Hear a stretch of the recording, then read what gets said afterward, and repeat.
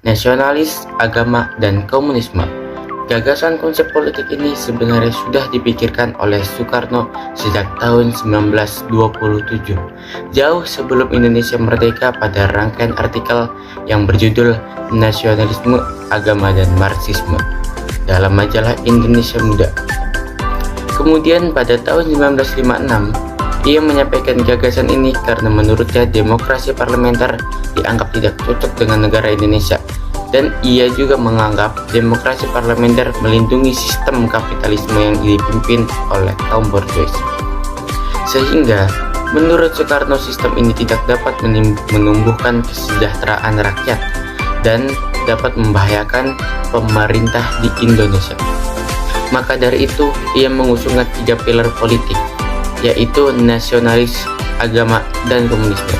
3 pilar politik ini yang nantinya akan menjadi konsep politik yang akan dipakai dalam pemerintahan Soekarno.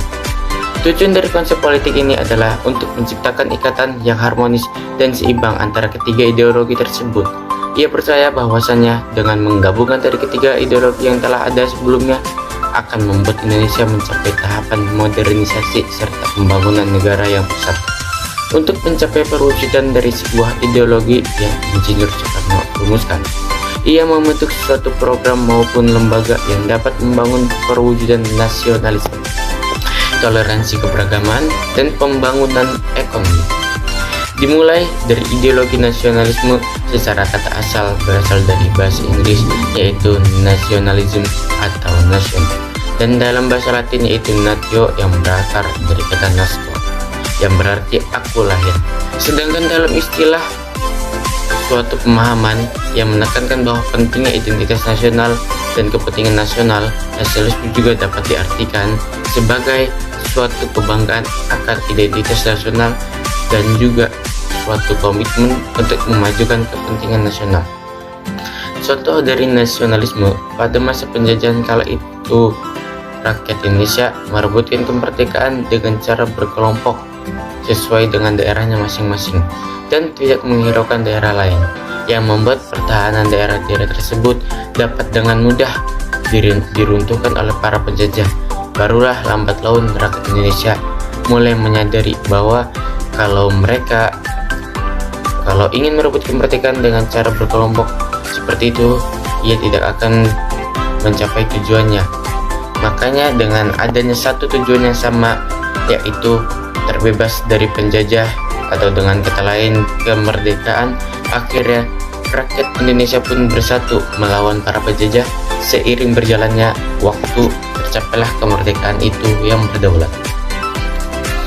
Menurut Soekarno sendiri, arti dari ideologi nasionalisme adalah kesadaran dan kebanggaan atas identitas nasional yang dimiliki dan juga komitmen bersama untuk mencapai dan memajukan kepentingan nasional. Bapak Soekarno juga mengutarakan ciri-ciri dari nasionalisme. Berikut adalah beberapa ciri-ciri yang diutarakan oleh Soekarno. Adalah 1. Kesadaran akan identitas nasional. 2. Kebanggaan akan identitas nasional. 3. Komitmen untuk memajukan kepentingan nasional. 4. Penghargaan terhadap budaya dan tradisi. 5. Keinginan untuk mempertahankan kedaulatan dan integritas nasional. Maka dari itu, Soekarno memasukkan ideologi ini ke dalam konsep politiknya, karena ia menganggap bahwa suatu bangsa dapat mempertahankan kemerdekaannya dengan adanya sikap kebersamaan dan juga kesadaran akan pentingnya mengedepankan kepentingan nasional agar tidak dapat diruntuhkan dan diganggu-gugat oleh bangsa lain. Dengan adanya sikap nasionalisme juga, bangsa lain akan merasa segan untuk mempermainkan bangsa ini. Nasionalisme juga terbagi ke dalam beberapa bentuk, yaitu 1. Nasionalisme kewarganegaraan, nasionalisme sipil. Nasionalisme kewarganegaraan adalah suatu bentuk nasionalisme yang menganut nilai-nilai liberal, tradisional tentang kebebasan, toleransi, kesetaraan, dan hak-hak individu dan tidak didasarkan oleh etnosentrisme. Nasionalisme kewarganegaraan seringkali disamakan dengan nasionalisme etnis. Menurut Profesor Amerika Donald Ippershall, Nasionalisme kewarganegaraan secara historis merupakan faktor penentu dalam pengembangan bentuk pemerintah konstitusional dan demokratis modern.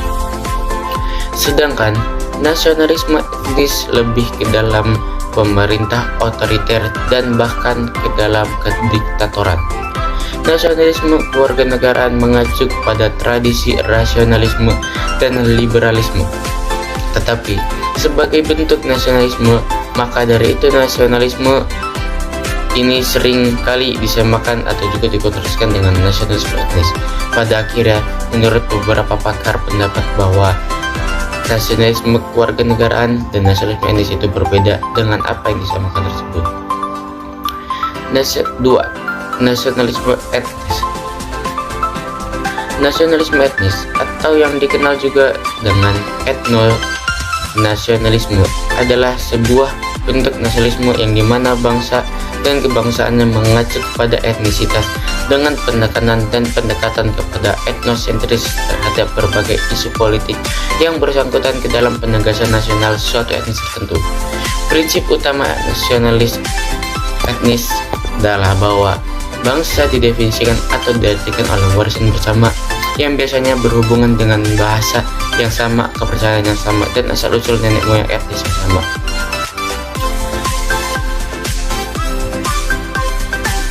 Contoh dari nasionalisme etnis juga dapat menyebabkan diskriminasi, yaitu seperti contoh yang terjadi di Palestina oleh bangsa Israel. Oke, cukup sekian dari saya, kurang lebihnya mohon maaf. Terima kasih dan bye-bye.